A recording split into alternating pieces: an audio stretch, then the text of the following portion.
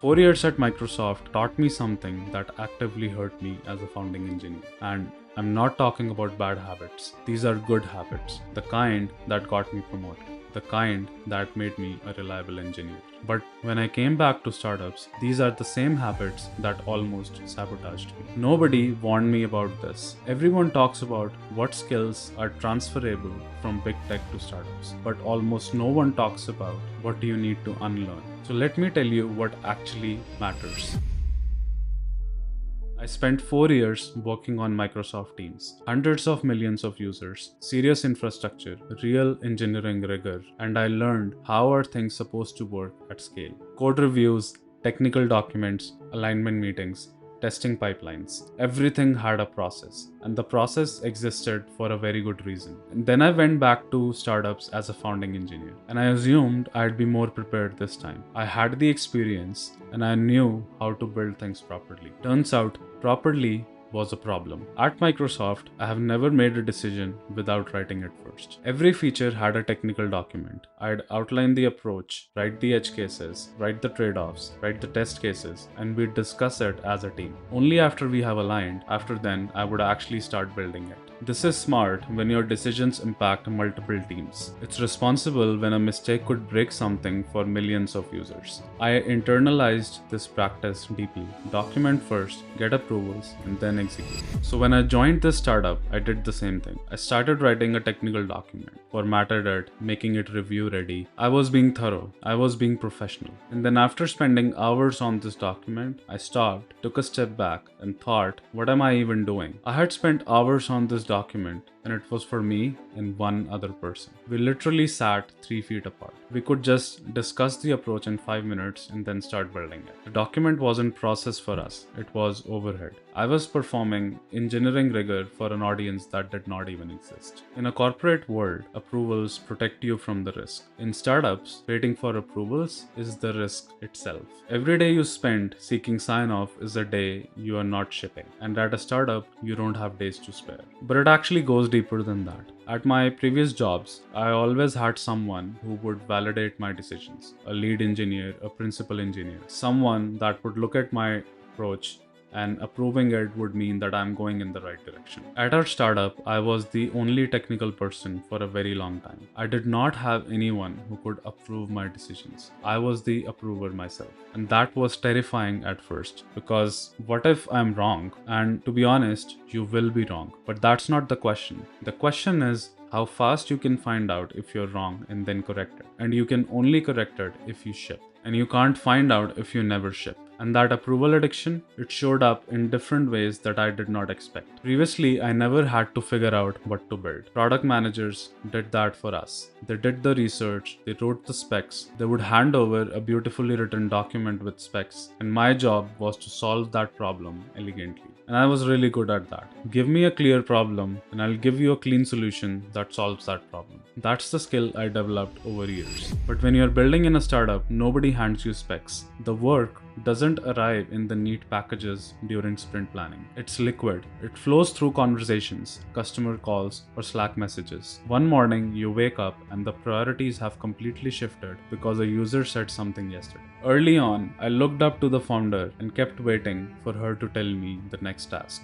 The waiting was comfortable and it felt responsible, but it was killing my effectiveness. I had to learn to ask a different question, not what's my next task, but what's the most valuable thing that I could be doing right now, and then go do it. Without permission, without a spec, and without a certainty that I was right. Now this is uncomfortable. You might pick the wrong thing, you might go in the wrong direction, but waiting to be told to do something is also a choice. And that choice is almost always the worst one. If you are in a startup right now and you are waiting for someone to tell you what to do next, that's the pattern you need to break. Just look around yourself. What's broken? What's blocking the growth? What is that one thing that keeps the founders up at night? Just pick that and solve that problem to see progress. Go work on that and don't wait for the things to be assigned. But honestly, even after I started moving faster, even after I stopped waiting for permission, there was still something that was holding me back, something deeper. At Microsoft,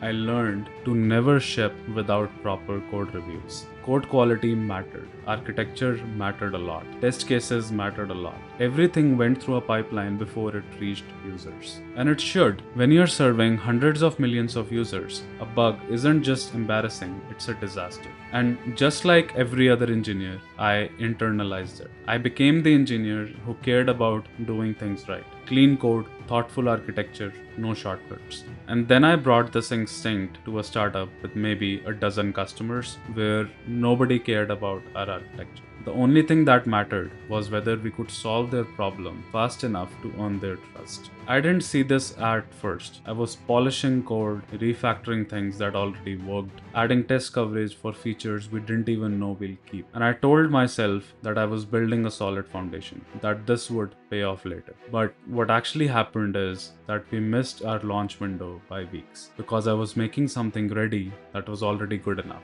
That meant we missed revenue, and that meant we burned more runway. In big tech, that kind of delay would have been responsible engineering. But in a startup, it almost feels reckless because we don't have runway to burn on polishing, we have runway to burn on learning. And here's what I wished someone would have told me earlier. If you're solving a real problem for someone, like a hair on fire kind of situation, the kind where they are in pain and they need a solution right away, they will pay you. Even if the things are messy, even if the code isn't beautiful, even if there are bugs, they don't care about your architecture. They care about their problem going away. I have watched founders spend months perfecting a solution, but I've also watched founders shipping things embarrassingly early and embarrassingly rough products. But people paid for it immediately. The difference wasn't the quality. The difference was if they were actually solving a real problem, a hair on fire problem. Your job at a startup is not to build something perfect. It's to find out if you're solving a real problem as fast as humanly possible. And you can't find it out by polishing. You can only find out by shipping. The code can be ugly, the UI can be rough, the architecture can be something that you are embarrassed of.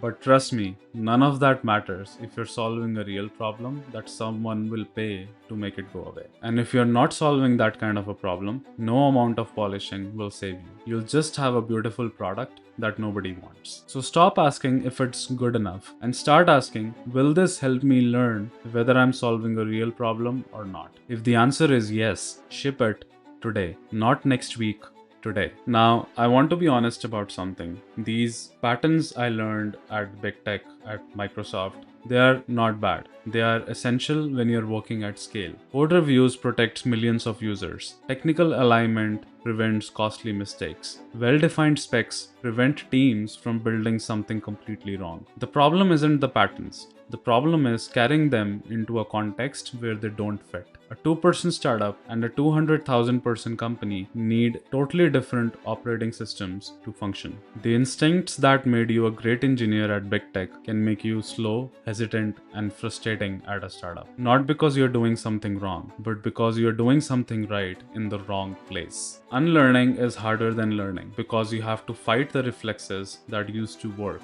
You have to feel uncomfortable on purpose. You have to ship things that feel unfinished, and you have to make decisions that feel premature. This discomfort is not a sign that you're doing it wrong. It's a sign that you're doing it right.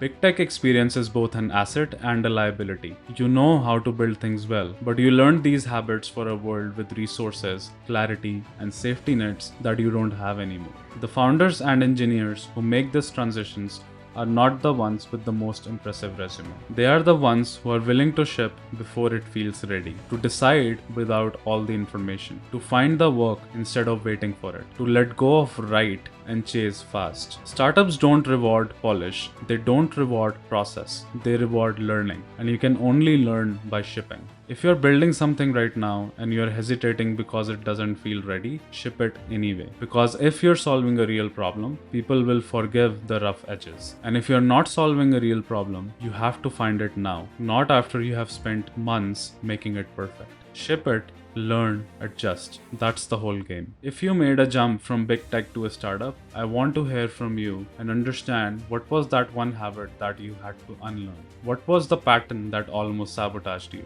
Drop it in the comments and I'll share what helped me to let go of each one. And if you're still in the big tech, looking to make the move, don't forget to hit subscribe because I'm sharing these lessons every week. I'm documenting this whole journey, the wins, the mistakes, and the uncomfortable lessons every week. I'll see you in the next one.